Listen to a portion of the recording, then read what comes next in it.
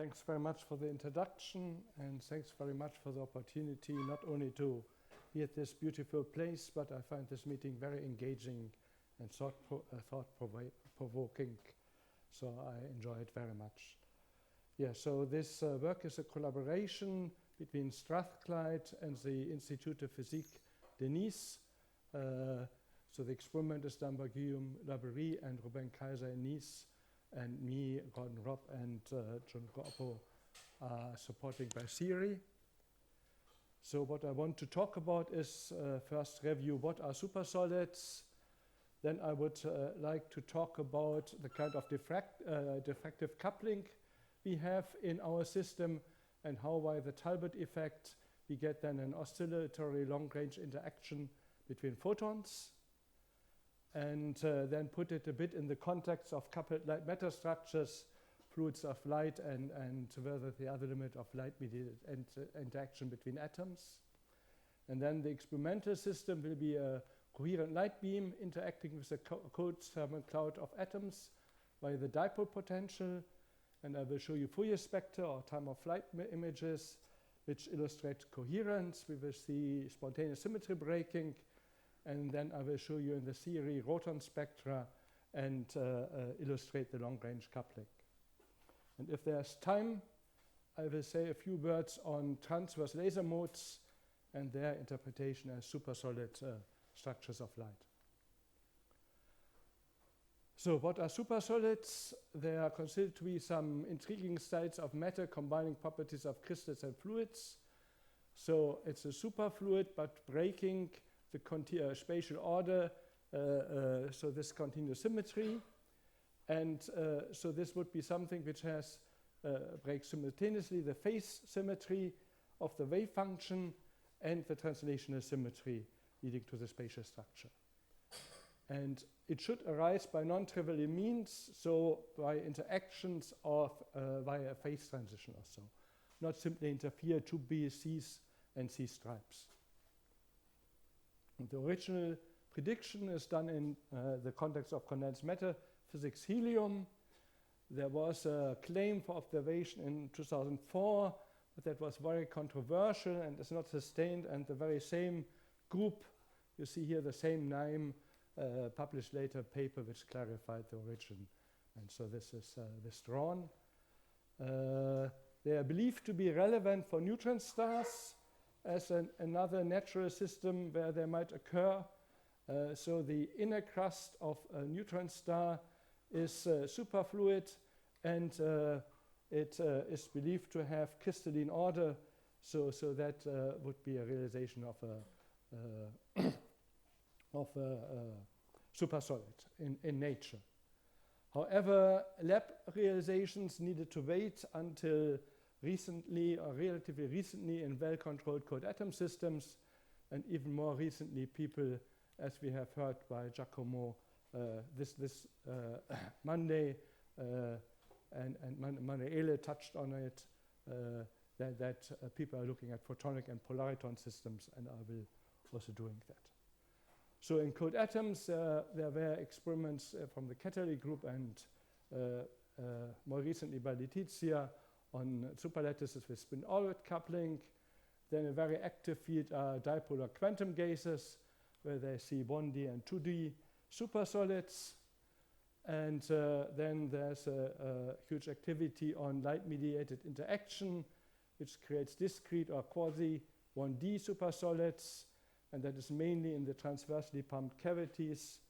I guess most of you have seen the experiment of Tilman Esslinger's group, where they pump transversely this single mode cavity and have an instability to the checkerboard pattern, and that would be a discrete supersolid because it has only two possible realizations. It doesn't break a continuous symmetry. We did theory on the single mirror feedback system some time ago. Also Thomas Pohl worked on that, and we hope that we will get money for realization. Furthermore, what is our main stuff, we are working on systems with thermal atoms, and that is what is feeding in the current talk to see how, to what extent this can be interpreted or how it's connected to light supersolids. And I would like to say already now we are breaking translation and rotational symmetry in 2D, which is not possible in these transversely pumped cavities. So what is the system? Take any medium with an intensity-dependent refractive index, pump it, then you have vacuum, free space propagation, and a plane mirror. Doesn't need to be 0.9, but typically you should have something at least at that order of magnitude. And what you will see then after a threshold are structured state. Here hexagons, and they are in the plane orthogonal to the pump, so in this plane and coming towards you.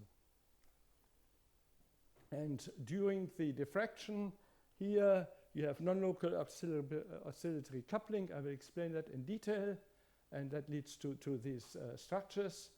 Compared to a cavity, for experimentalists, it's very nice that there's no need for interferometric stability.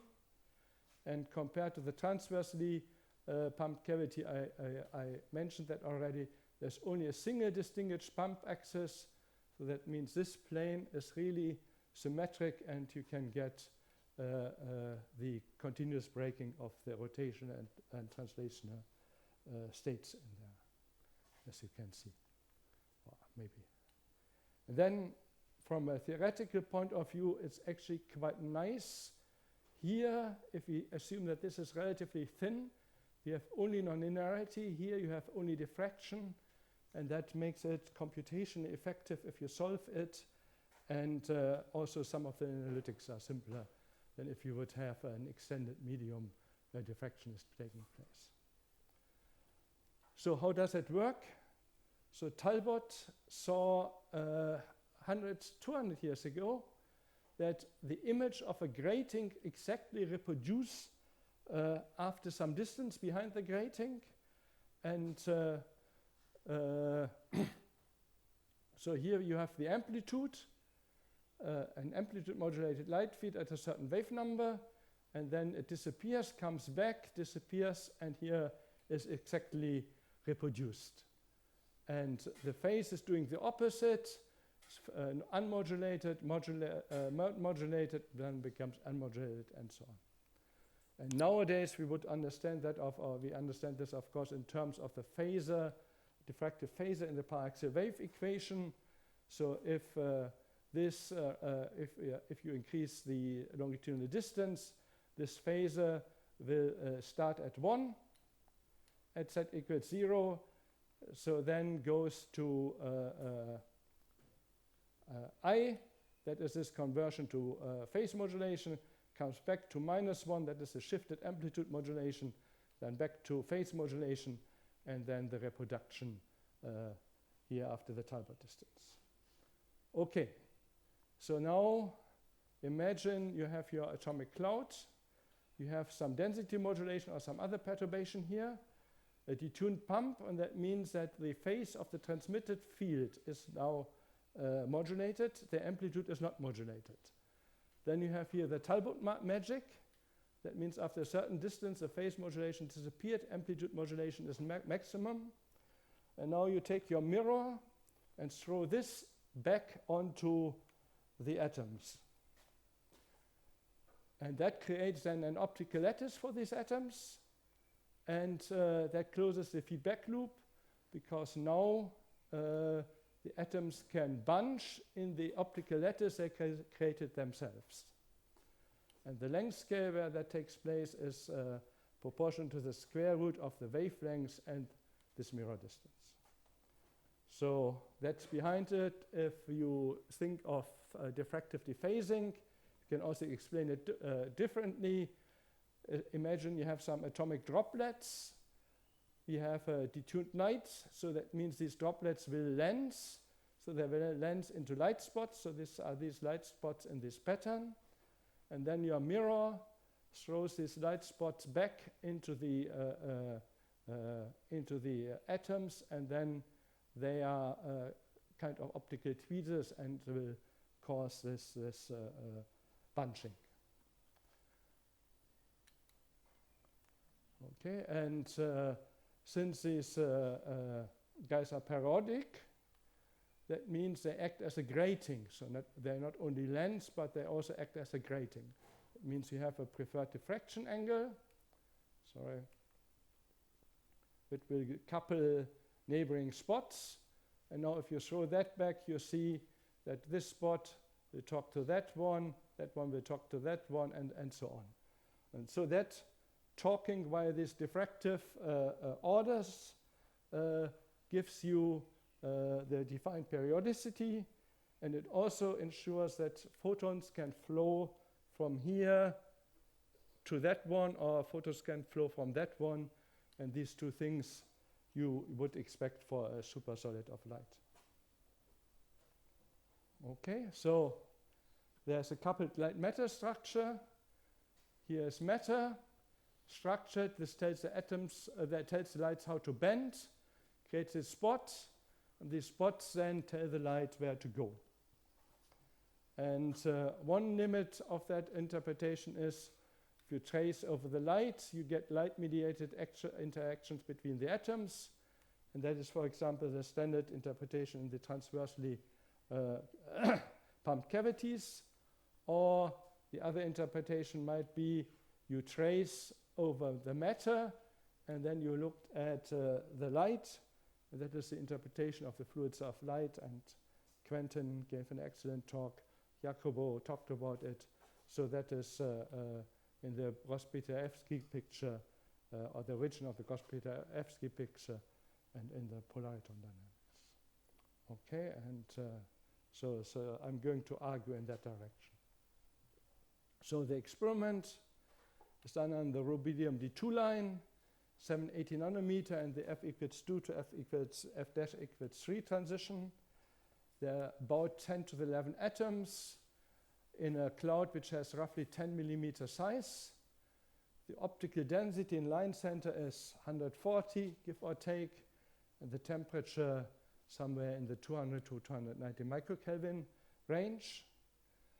And now what happens is that the mod is switched off, and then a pump pulse is added, and that's more or less it. Typical parameters are maybe 100 milliwatts per cubic centimeter, so 7 to 10 line width detuning, and the saturation parameter is 0.1 or less. And this polarizing beam splitter just ensures that the polarization is maintained. Then the optomechanical stuff is the dominant nonlinearity. If you don't do that, it breaks up into magnetic substates. And we worked also on that. Okay, and then this is what we see. Not always as nice, but very often. So you have a real space intensity structure, which shows this obviously structured hexagonal light. If you look at the Fourier spectrum, so you get that in the focal plane of a lens, and that corresponds to what guys would do in atoms via time of flight distribution. You see this 6 peaks, which are the 6 beams which by interference create the hexagon in Riemann space. And this in here is a pump. Okay, and that shows and proves that there's coherence, spatial coherence, as they probe that for the atoms. This is somewhat inherited from the coherent drive, of course, but that is the same if you start a fluid of light experiments probing the dynamics of the nonlinear Schrödinger equation or the Gross-Peterevsky equations. And for sure, it confirms that the spatial coherence is preserved in the dynamics, it doesn't degrade. And so in that sense, which could happen, but it doesn't. So it's a coherent structure. Then, in principle, in an infinite system, if you do theory with a plane wave, there should be 2 translational Goldstone modes, for example, in that direction, and then orthogonal to it. You can ask yourself in the experiment, this might be frozen by a Gaussian envelope. And in Fourier space, so I explained already, this is the on-axis pump. then this is the wave number. This is the wave number which comes out of the Talbot effect. And now, of course, it's not at all trivial that you get these 6 peaks, right? There are 2 levels of non-triviality. First is, in principle, all superpositions of modes are possible, but a hexagon is selected. If you want more about that, ask me afterwards. And then after the hexagon is selected, if you accepted that, then of course this hexagon could have any orientation along this ring, and if there's perfect symmetry. So what do we see? So one option are the perfect patterns, as I showed you, and that means that during the growth from noise, a single perturbation started this, or there were several with a low enough amplitude, so during the growth that this could reconciliate and go into a single structure. But then sometimes you see also structures like this. So there's a nearly perfect hexagon here in the bottom right, and a nearly perfect hexagon in the bottom left, but obviously they have a different orientational disorder. So that indicates that the perturbation triggering this one had a different nature than this one, and apparently they were large enough so that up to the growth to the macroscopic state, they couldn't reconcile, and therefore you have this defect line, which in principle should be metastable. If you would have long enough time, it should heal out, but not in the experimental lifetime we have. So here are other examples. The first one is rotational symmetry breaking. This is one example. This is another example. And so this cross from this orientation is copied over into this one. And there you can see that this angle is different from that angle. And down here you have a translational thing. So you see that the angles are actually the same. But if you look here and here or here and here, you see that they are shifted. And this is an animation of taking several pictures together, which gives you an idea of how different shots might look, and that depends then in detail very much on alignment and how clean your windows are and things like that. But overall, that demonstrates that there are shifts of position possible, there are changes of orientation possible, there are defects, so that you have spontaneous symmetry breaking within the limits imposed by the experimental imperfections. Okay, so for the theory, we are using a Vlasov approach to describe this type of optomechanical self-organization. So there's a collisional damping free gas of cold thermal atoms. It's described by a distribution function. This distribution function will depend on space and on velocity. Integrating over velocity gives you the local density. And then the time derivative of this distribution function is v times, and then the gradient of the distribution function x. And then you have here what happens in the optical potential. So S is the optical lattice scaled in saturation intensity, so that is the saturation parameter. And then that defines the optical potential, and then the force entering the Vlasov equation is the gradient of this, and that couples then into the time evolution, or couples then to the velocity and the time evolution. And that starts with initial condition if you do numerics of the Maxwell distribution, which has this characteristic thermal velocity. Okay, and so just to remember, that is the we take as a saturation parameter just the sum of forward and backward intensities. And then how do we get the backward intensity from the forward one? So the phase modulation, which is imprinted onto the beam under these conditions, is simply the linear phase shift, for which would be, if the density is homogeneous, times the potentially modulated intensity distribution. And then the backward field is from the diffraction. The par-axial wave equation has the diffraction operator here, and you solve that in Fourier space by integrating with this diffractive phasor. And then you can do a linear stability analysis on the perturbation of the phase shift going onto the light. And so you have here a term which doesn't depend on other parameters. This is the thermal velocity times the wave number of the pattern. I will comment on that later, but no, I can say it now.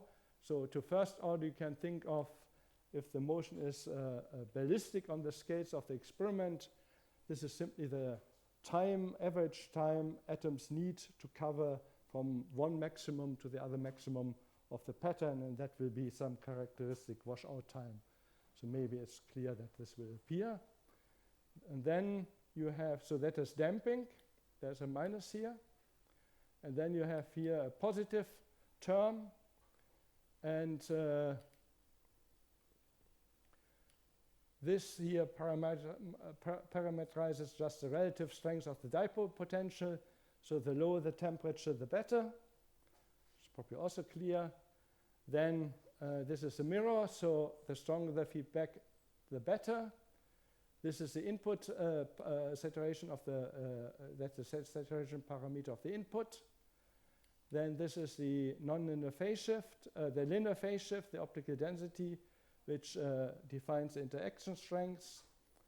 And then you have here the Talbot phasor, and this Talbot phasor will be maximum at 1 at the critical wave number, and then you can see that is a condition where this positive term becomes optimal, so that is the wave number which will be selected. Okay, and then many of these systems are variational, close enough to threshold. That means that the dynamics can be obtained from a free energy functional, and for sure the linear part can be done in that way. Sorry. That means you have here an energy functional to do the functional derivative to this perturbation, and then you get the timed evolution of this perturbation. And up to now we have only the linear part, and we calculated that for stripes, and that gives you these pictures. So here is a transverse wave number scaled to k divided by square root of d. This is this energy functional, and then without pump you see a linear curve, and that is simply this QV V thermal, because that is the average decay you need to circumvent to sustain a structure. And the larger the Q, obviously, the residual ballistic motion is thermal motion is more and more important. Okay, and then increasing the pump, something arises which is called roton softening. That means on this dispersion relation you develop a minimum. I think it's called roton from helium because it's related to the rotational impetus they gave this system as they were considering supersolids there. Otherwise it's just a name. It's a minimum in the dispersion relation. And if this minimum hits 0, then that is a new ground state. Or the homogeneous state becomes unstable, because then the structured state has a lower energy. And this behavior is qualitatively exactly the same for all other supersolid systems which are discussed in AMO physics or in other areas. So we have that. Then maybe look at why are they long-range coupled. I gave you already some intuitive information on that, but maybe you don't see it so much in the equations. So the spectral formulation I gave you, if you solve this by Fourier transforming, applying the phasor, Fourier transfer, Fourier back, is some sense not nice, because there's no explicit equation, and many people like explicit equations. So if you do an approximation, that is that you say that you can expand the phase after the vapor in first order, so 1 minus I phi x. Then the pole group suggested to circumvent that, or to show a closed loop, a closed equation, and we followed that approach. So you can show that the backward saturation intensity, the backward light, comes then from an integral from the distribution of the phase shift times this kernel, and this kernel is given by cosine and then the distance squared. And so you see that there's a long-range oscillatory coupling to sustain the periodic structure. Oscillatory, obviously, because of the cosine. Apparently the battery is weak. I don't see the laser anymore. And that will create then an instability at a finite wave number or a Turing pattern. And the optical interpretation of this is the Fresnel integral. So there's for an optician there's no wonder that it looks like this. So I reproduced it here. So if you take a delta function for this perturbation, then you will see something which oscillates forever, but oscillates faster and faster. So this is the single atom coupled in principle to an infinite range. However, then if you take width, which is roughly half the period, so think of a sinus and you cut it just at the first positive wobble. So to show that because you can't localize the atoms at a delta function, then these wiggles will average out and only the first wiggles survive. And so therefore effectively the coupling is roughly up to the next neighbor, and that is what I showed you from the gating argument before. Okay, so to summarize, we talked about diffractive dephasing of light. So that creates a long-range oscillatory interaction between the photons and is enabling self-organized periodic structures, so supersolid lights. And I showed you hexagonal light structures. They are coherent. They show spontaneous symmetry breaking within the typical experimental constraints. There's roton softening. There's a oscillatory long-range kernel. And as I showed you, the diffraction can mediate flow between neighbors from peak to peak. So I think this qualifies as a light supersolid in the fluids of light picture, and that builds, of course, or the whole work builds, is an interpretation of this optical pattern formation which goes on since the 1990s. So Jacobo was also relating to that. So outlook, we want to study excitations, and the other outlook, I have a few slides, and I think I have 2 minutes or 1 minute. Okay, so then I want to talk briefly about the laser. So these are just my co-workers. So I did previously experiments in vertical cavity surface emitting lasers. Not important how they work exactly, but they are semiconductor microcavities, but the important bit is the cavity is quite short, but quite broad. You can't draw that. Okay, so they have a very, very large Fresnel number. People call that. That means they support many transverse modes. And in the plano-plano cavity, they are not Gaussian Laguerre modes, but they are Fourier modes. They are oscillating sines and cosines. More or less the same what I showed you before. And now the thing which is different from the passively coherently driven system is that the laser actually can also break the SU1 symmetry spontaneously. And it has Kerr-like interactions and absorption, reabsorption interactions with photon. So that also properly qualifies as supersolid lights. So here are a few pictures. These are this 40 microns, and you see they are not perfect, but you see very strong periodicity. This is near field, also real space. This is Fourier space. So you see how this contracts on a few wave numbers which are periodic. So at least locally, these are periodic structures. The full story now is too complicated. They are mostly, not all of them are single frequency, so they are coherent. And now, as a very nice thing, in my opinion, this is the laser 15% below threshold. This is 1% below threshold, and this is above threshold. So what you see here is spontaneous emission. This is a coherent emission. This is a spontaneous emission. And my interpretation of that is that you see here the light equivalent of thermal atoms.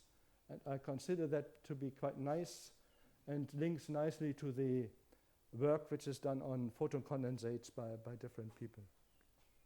Thanks very much.